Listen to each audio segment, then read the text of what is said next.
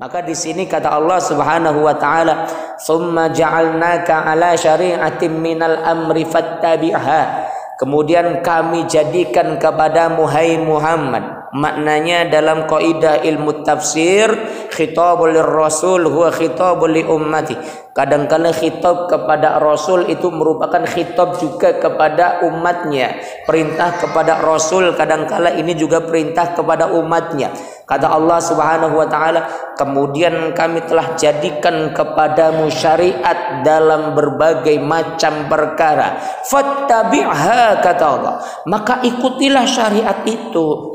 Syariat Allah, syariat Islam. Wala tattabi' ahwa alladzina la ya'lamun. Dan jangan kalian mengikuti hawa nafsu orang-orang yang tidak mengerti tentang Islam. Makanya di sini yang harus dikedepankan adalah hukum Islam, syariat Islam, bukan hawa nafsu, bukan egoisme, bukan keinginan pribadi, tapi syariat Islam. Makanya ketika ada satu berita yang mengatakan bahwasanya Islam itu toleran, Islam itu demokratis, jadi kita tidak bisa memaksa orang lain untuk patuh dengan syariat Islam. Seperti halnya yang lagi viral itu perkara mengenai pemakaian jilbab di beberapa wilayah di Indonesia. Kemudian surat keputusan bersama antara beberapa menteri yang di situ memutuskan bahwa kepala sekolah tidak boleh memaksa siswanya yang beragama Islam untuk mengenakan jilbab. Maka ini merupakan sesuatu yang batil, sesuatu yang mungkar. Tapi ini kan hak asasi, Ustaz. Masalah pakai jilbab atau tidak pakai jilbab itu kan hak asasi. Jadi kita tidak usah ngotak-ngatik, Ustaz. Mohon maaf lahir dan batin.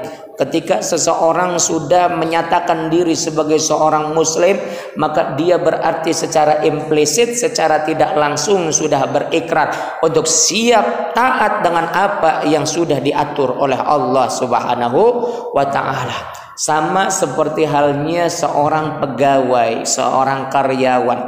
Dia kerja di perusahaan, dia kerja di pabrik misalnya. Dan di dalam perusahaan itu, di dalam pabrik itu biasanya ada aturan-aturan kepegawaian. Kalau misalnya masuk jam kerja jam 7, pulang jam kerja jam 4, jangan kemudian melewati jam 7 masuknya, jangan pulang kurang dari jam 4. Ketika ada yang melanggar aturan ini akan ada kena sanksi yang diberikan dari perusahaan kepada dirinya. Aturan-aturan kepegawaian, tidak boleh merokok di dalam pabrik, tidak boleh menyalakan korek di dalam pabrik dan lain sebagainya. Itu aturan perusahaan. Ketika ada seorang pegawai yang kemudian melanggar aturan perusahaan, sudah diingatkan berkali-kali, melanggar lagi. Kira-kira lamunan pegawai modelnya kayak mengkenen, ngeyel, angel kayak mengkenen, dipecat atau tidak? Dipecat atau tidak? Dikeluarkan atau tidak? Dikeluarkan. Kenapa? Karena dia tidak patuh dengan apa yang menjadi aturan perusahaan. Bukan karena perusahaan menolak hak asasi, melanggar demokrasi, melanggar HAM, tapi dianya sendirilah yang sudah tidak patuh dengan apa yang menjadi aturan di dalam tempatnya bekerja. Jangan heran apabila kemudian pihak perusahaan pimpinannya memberikan ultimatum, kalau kamu melakukan sekali lagi akan kena sanksi, melakukan sekali lagi kena sanksi. Log do golongan wong angel kayak mungkin sudah diperingatkan berkali-kali. Soalnya ngudutku beli kuat Pak Ustadz, lamun beli ngudutku bukan karena ente tidak kuat ngerokok. Iya, cangkem kayak pahit kecut lamun beli ngudut, tapi ada aturannya. Nanti kalau misalnya udah pulang ke rumah, sok ngudut, bari bako-bako dilegis sobai.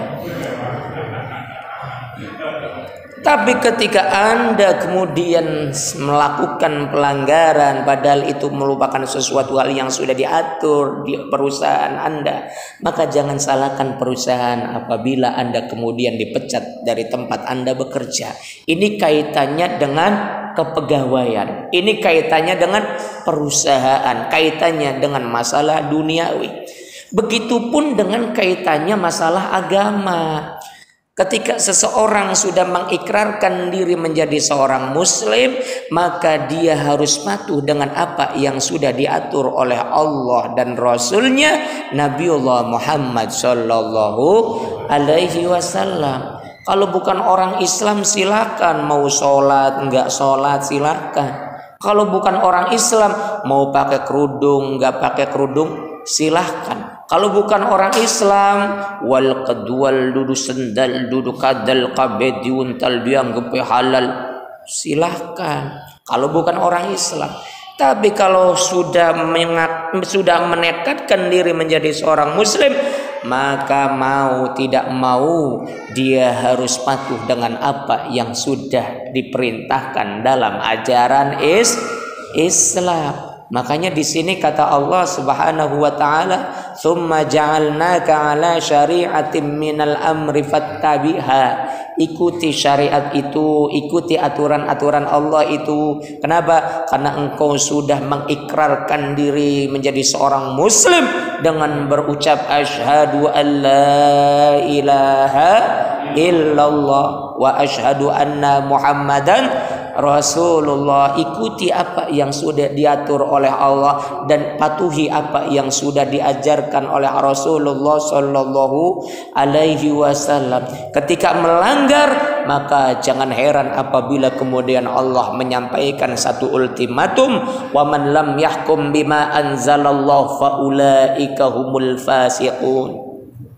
Orang yang tidak berhukum dengan hukum Allah, tidak patuh dengan aturan-aturan Allah, maka dia termasuk kategori orang yang fasik. Sudah disebutkan fasik masih angger tidak taat. Wa man lam yahkum bima anzalallahu faulaika humul zalimun.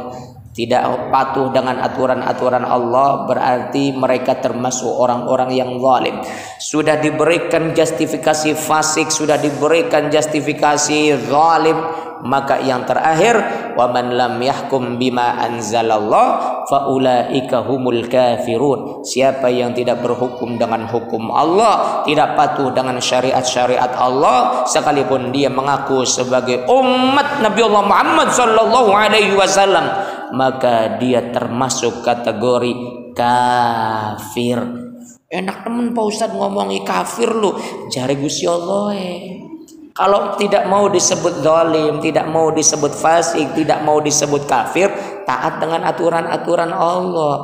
Kalau tidak mau taat dengan aturan-aturan Allah, memang syariat Islam sudah menetapkan batasan-batasannya. Yang menetapkan bukan saya, yang menetapkan bukan kiai, yang menetapkan bukan ulama, bukan ustadz, akan tetapi yang menetapkan Allah Subhanahu wa ta'ala. Makanya di sini ketika seseorang sudah mengaku sebagai seorang muslim, maka taatlah dengan apa yang sudah diperintahkan oleh Allah, lakukan apa yang sudah diperintahkan oleh Allah, dan jauhi segala sesuatu yang sudah dilarang oleh Allah Subhanahu wa ta'ala.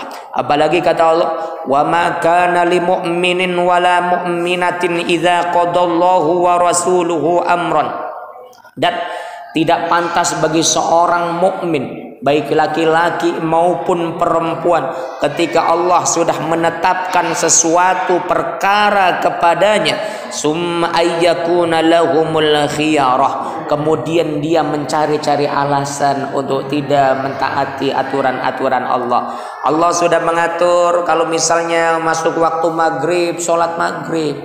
Kalau masuk waktu isya, sholat isya. Masuk waktu subuh, sholat subuh. Udah tidak ada tawar-tawar lagi. Sudah ditawar waktu Rasulullah Isra dan Mi'raj. Dari 50 waktu sehari semalam ditawar sampai 5 waktu sehari semalam. Sudah harga pas, tidak boleh ditawar-tawar lagi. Sudah ditawar sama Nabiullah Muhammad ketika Isra Mi'raj. Pengen ditawar maning isun si sholatnya lamunan Jumat baiklah Pak Ustad.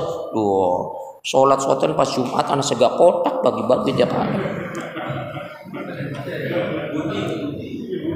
Tidak bisa ditawar-tawar lagi. Sholat 5 waktu, syariat Allah tidak boleh ditawar-tawar lagi. Angel Pak Ustadz, susah kalau saya seperti ini, nanti saya nggak dapat duit. Kalau misalnya saya melakukan ini, nanti saya usahanya gimana? Kalau saya meninggalkan riba, nanti saya gimana? Enggak punya modal. Gimana saya gimana? Masya Allah. Padahal kata Allah, wa ma kana lil mu'minin wala mu'minatin idza qadallahu wa rasuluhu amran ayyakuna lahumul khiyarah. Ketika Allah sudah menetapkan sesuatu, tidak pantas bagi orang-orang yang beriman, baik laki-laki maupun perempuan, kemudian dia memilih-milih syariat Allah Subhanahu wa ta'ala. Termasuk dalam hal ini adalah masalah jilbab, masalah kerudung, masalah khimar, baju yang menutupi tubuh muslimah tidak boleh ditawar-tawar lagi. Tapi haredang Pak Ustadz, gerah, ongkop Ustadz. Mohon maaf lahir dan batin, milih haredang di dunia atau haredang di akhirat. Gerah Ustadz, mohon maaf lahir dan batin, milih gerah di dunia atau milih gerah di akhirat. Seorang mukmin dia akan lebih memilih gerah-gerah di dunia dengan mengenakan jilbab, dengan mengenakan khimar, dengan menutup tubuhnya agar tidak dilihat oleh orang lain yang tidak semahram dengannya, daripada dia kemudian bebas adem dengan pakaian yang menurutnya ini nyaman, menurutnya ini mengasihkan, akan tetapi di yaumil akhir dia akan mendapat azab yang begitu panas dari Allah Subhanahu wa ta'ala. Wa may ya'sillaha wa rasulahu faqad dhalla dhalalan mubinan. Dan barang siapa yang bermaksiat kepada Allah dan Rasulnya, maka sungguh dia sudah benar-benar tersesat dengan kesesatan yang sangat jauh. Na'udzubillah min dzalik wa Allahumma ba'idna min dzalik.